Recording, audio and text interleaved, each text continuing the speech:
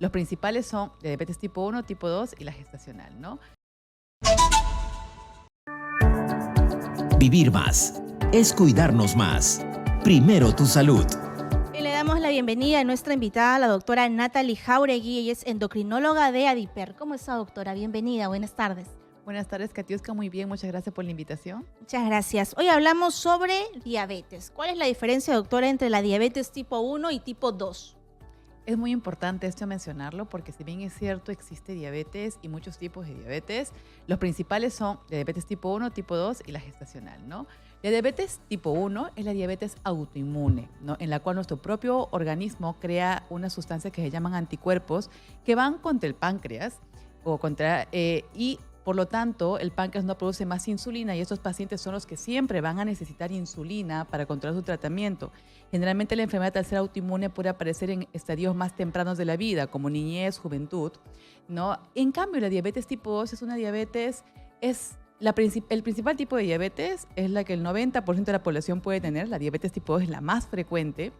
Es multifactorial, no tiene una causa definida, pero sí multifactorial, factores epigenéticos, hereditarios, los factores ambientales como la alimentación, la poca actividad física, el estrés crónico y muchas cosas más que intervienen para desarrollar este tipo de diabetes tipo 2, el sobrepeso, obesidad. Entonces, eso es un tipo de diabetes que sí se puede prevenir, la más frecuente, el 95%, y en la cual el paciente no solo va a necesitar insulina para el tratamiento es mucho más diferente y en todos los tipos de diabetes de tratamiento va a jugar un rol principal siempre lo que es la alimentación, los estilos de vida en cuanto a la actividad física, las horas de sueño y muchas cosas más, ¿no? Y hay personas que tienen diabetes tipo 2, pero hacen una vida normal. Es decir, no se cuidan, no toman los medicamentos y no hacen la dieta que corresponde. Claro, y si hablamos justamente de lo que acabas de mencionar, que es muy importante, porque algunos piensan que al tener síntomas recién aparece la diabetes, ¿no? Y no es así realmente. La diabetes tipo 2, que es el tipo más frecuente, casi el 95% de tipo de diabetes, es la diabetes que sí se puede prevenir. Y tenemos que tener en cuenta que la diabetes no nos va a avisar, o sea, no aparece de un día para otro, por lo tanto no va a haber síntomas. Los síntomas cardinales de diabetes, que es lo que la mayoría quizás conoce, que es cuando el paciente pues baja de peso repentinamente, empieza a tener mucha sed, muchas ganas de ir al baño, mucha hambre o polidipsia, polifagia. Entonces son las 4 P's que decimos, ¿no? Polidipsia, muchas ganas de tomar agua. Polifagia, muchas ganas de comer, ¿no? Poliuria, muchas ganas de ir al baño y pérdida de peso. Estos síntomas cardinales, que son síntomas cardinales de diabetes, es cuando la diabetes está muy descompensada. Puede haber empezado la diabetes hace 5 años y no haberlos percatado porque no va a dar síntomas inicialmente. Y cuando ya aparecen estos síntomas que son cardinales, es cuando la diabetes está totalmente descompensada, mucho más avanzada, ¿no? Por eso es importante que ese tipo de diabetes, que es la más frecuente, que es la que sí se puede prevenir, pues tengamos en cuenta y acudir siempre a nuestros chequeos de rutina. A partir de los 35 años mínimo tener un control de glucosa al año para ver cómo están estos valores de glucosa, que es el azúcar en la sangre. Si tengo factores de riesgo yo, como por ejemplo un familiar directo que tenga diabetes, que tenga problemas de sobrepeso o obesidad, que tenga antecedentes de haber tenido ¿Es colesterol hereditario? alto, tiene la Un diabetes, factor sí, es un hereditario. factor hereditario, sí hay factor hereditario. Si tengo una mamá, un papá o un familiar de primer grado que tiene diabetes tipo 2, es muy probable de que yo también pueda tenerlo.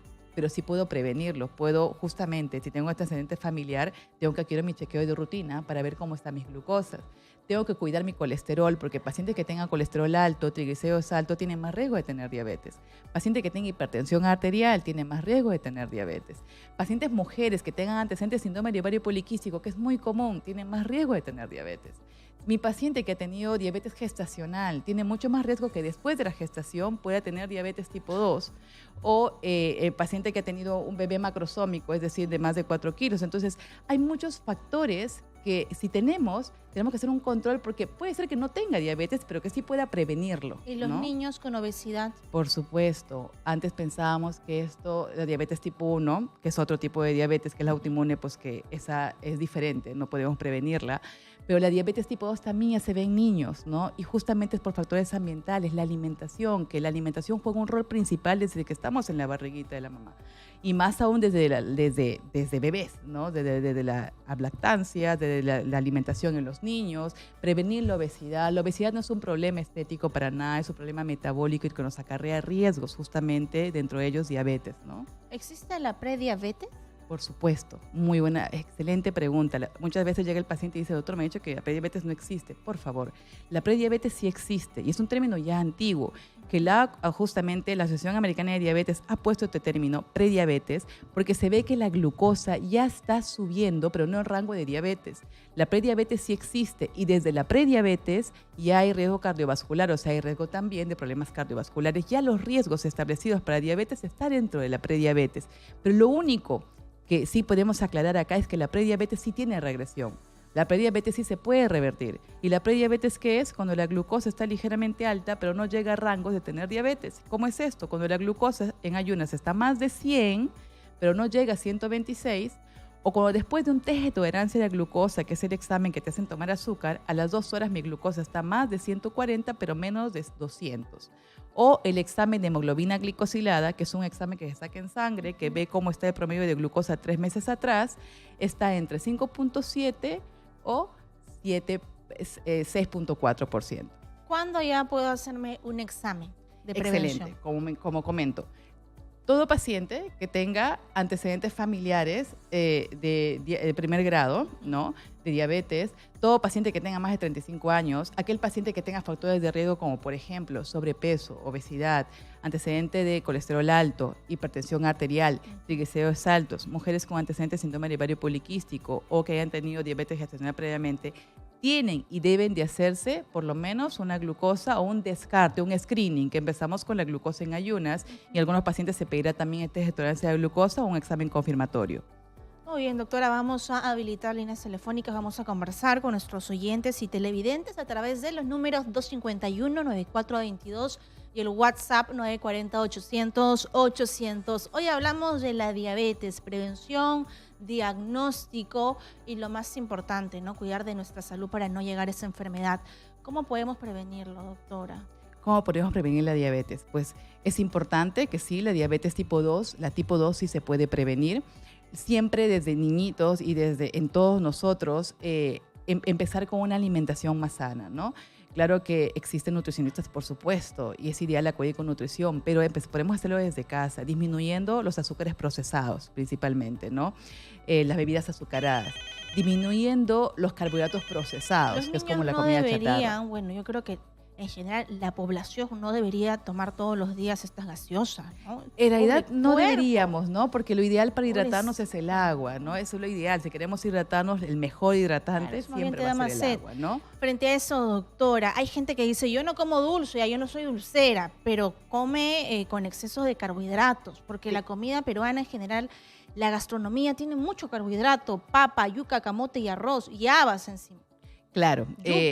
La glucosa es el azúcar en sangre y el azúcar como tal se va a ir directamente, pero también muchas veces pensamos no consumo azúcar, pero como bien lo comentas, los carbohidratos, es sano comer carbohidratos, por supuesto, pero hay dos diferencias. Uno, la calidad de carbohidrato, que esto decimos procesados o no procesados, y la cantidad del carbohidrato, ¿no? No es malo el carbohidrato, lo importante es saber cómo comerlo y cuánto comer, ¿no? Muy bien, doctora. Yo le pido que se ponga los audífonos, por favor, para recibir la siguiente comunicación aquí en la secuencia Primero Tu Salud de Radio Exitosa. Hola, buenas tardes. Buenas tardes, bajemos el volumen de la radio, por favor, o la televisión para escuchar su pregunta. Sí, hola, buenas tardes, ¿cómo está? Muy buenas tardes, doctora. Buenas tardes. ¿Me escucha bien? Sí, lo escuchamos. Cuéntenos, por favor.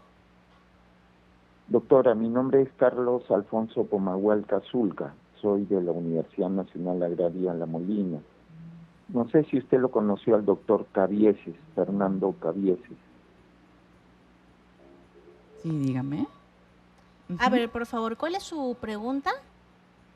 La pregunta era con respecto a las investigaciones las últimas investigaciones del erythrocitum cocae o coca con respecto a la diabetes.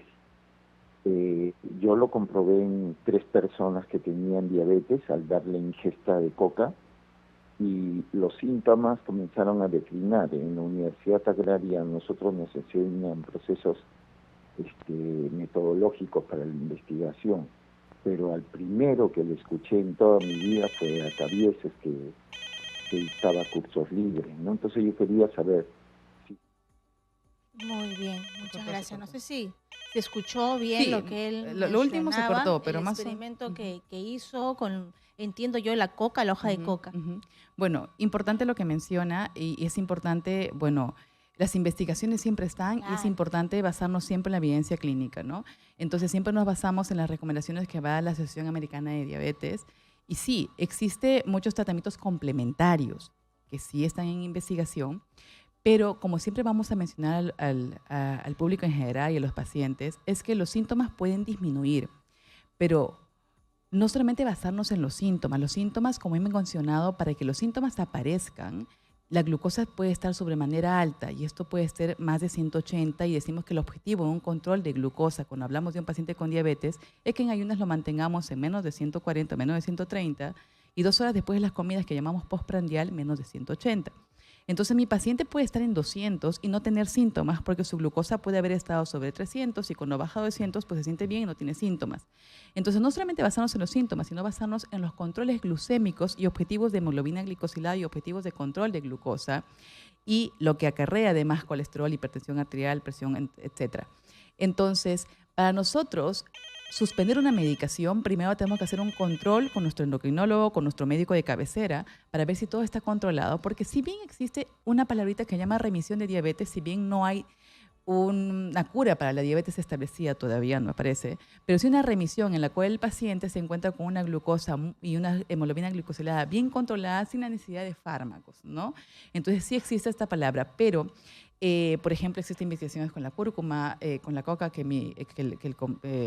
el público ha mencionado ahorita, pero no existe todavía un medicamento o un tratamiento alternativo que vaya a curar la diabetes. Podemos Correcto. disminuir la glucosa, sí, y esto que sí tiene que ir de la mano, porque muchas veces los pacientes no tienen síntomas y suspenden la medicación sin la asesoría de su médico, ¿no? Entonces, para suspender una medicación, disminuir fármacos, porque sí es posible, por supuesto, en un paciente con diabetes sí se puede disminuir fármacos, sí se puede ir suspendiendo, sí se puede ir disminuyendo, pero viendo que vaya con el control adecuado, alimentación, actividad física, medicación, control de glucosas, y en algunos pacientes sí se va a ir disminuyendo, se puede suspender en algunos pacientes tipo 2 a veces la insulina, pero esto de la guía del médico de cabecera o su médico endocrinólogo, viendo que los objetivos de glucosa se están cumpliendo. Muy bien, doctora. Vamos con la siguiente llamada, 251-9422 y el WhatsApp, 940-800-800. Hola, buenas tardes. Aló, ¿qué tal? Buenas tardes. Buenas tardes. ¿Cuál es su pregunta? Mire, yo soy una persona que tiene 60. Hola, vamos con la siguiente comunicación. Hola, buenas tardes. Buenas tardes. ¿Cómo está? Ahorita, una consulta para la doctora. ¿Por qué todos los médicos a los pacientes que tenemos diabetes recetan metformina siempre? ¿No hay otro tipo de tratamiento? Muchas gracias. Muchas gracias por tu pregunta. Perfecto. Sí hay muchos tratamientos para la diabetes. Depende del caso del paciente para ver qué medicación va a requerir. La metformina es un medicamento muy bueno. Es uno de los mejores medicamentos antiguos que todavía la Asociación Americana de Diabetes lo sigue recomendando. No siempre recomendamos metformina porque algún paciente, por ejemplo, que venga muy glucotóxico, con una hemoglobina glicosilada muy alta, quizás a inicio la principal alternativa va a ser o insulinizar al paciente desde el inicio, o también hay otras alternativas terapéuticas, que pues no vamos a hablar de fármacos ahorita, que pueden prevenir o pueden mejorar un poco la función cardíaca, prevenir el daño cardiovascular. Entonces, hay otras alternativas de tratamiento, ¿no? Entonces, no podemos englobar a todos los pacientes en el mismo tratamiento. Hay diferentes tipos de tratamientos para diabetes, tratamiento bioral y tratamientos inyectables. Dentro de los inyectables insulina, inyectables GLP-1, que ya ahorita también se recomienda hace mucho tiempo, la Asociación Americana mucho tiempo lo recomienda porque previene también el deterioro cardiovascular. Entonces, lo ideal siempre, antes de dar un medicamento, es evaluar adecuadamente al paciente, ver las complicaciones que tiene asociadas o los riesgos cardiovasculares que podría tener para indicarle la mejor medicación y la mejor Muchas alternativa gracias, terapéutica. doctora. Gracias a nuestra invitada, la doctora Natalie Jauregui, endocrinóloga de Adiper. Muchas gracias. Y sí, muchas gracias a ti por la invitación, querida. Y también quería recordarles a todos los pacientes que nos están escuchando ahorita, los pacientes con diabetes, que pues existe una asociación que se llama Asociación de Diabetes del Perú, que la pueden encontrar en Instagram o en Facebook, en la cual siempre, todos los años, por el Día de la Diabetes, que va a ser el 14 de noviembre, hace sus actividades. Y las actividades, para mencionarlas nada más, las fechas Por favor, de por este las mes. redes sociales, doctora. Sí, por supuesto. Ujú. Muchas gracias. Ya lo saben, entonces, Adiper. Muchas gracias, doctora.